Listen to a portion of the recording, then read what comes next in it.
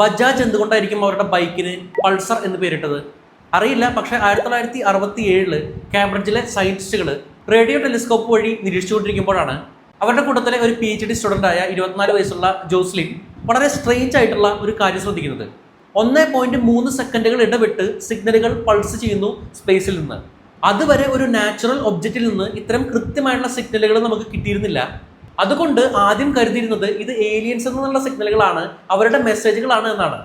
അങ്ങനെ അവരതിനാദ്യം LGM1 എന്ന് പേരിട്ടു, ലിറ്റിൽ ഗ്രീൻ മെൻ 1.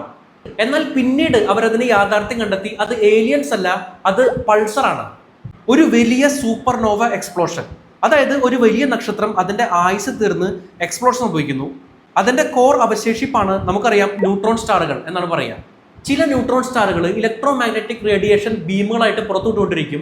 ഇത് റൊട്ടേറ്റ് ചെയ്യുമ്പോൾ, ഇത് വളരെ വേഗത്തിൽ റൊട്ടേറ്റ് ചെയ്തുകൊണ്ടിരിക്കുമ്പോൾ ഭൂമിക്ക് കുറുകെ ഈ ബീമുകൾ വരികയും റെഗുലർ പൾസുകൾ നമുക്ക് ഡിറ്റക്ട് ചെയ്യാൻ കഴിയുന്നു. അത്തരം വളരെ വേഗത്തിൽ കറങ്ങുന്ന, നമുക്ക് ഡിറ്റക്ട് ചെയ്യാൻ കഴിയുന്ന പൾസ് ഭൂമിയിലേക്ക് തരുന്ന ന്യൂട്രോൺ സ്റ്റാറുകളാണ് പൾസറുകൾ. ഇത് കറങ്ങിക്കൊണ്ടിരിക്കുന്ന വേഗത നമ്മളെ അത്ഭുതപ്പെടുത്തിയേക്കാം.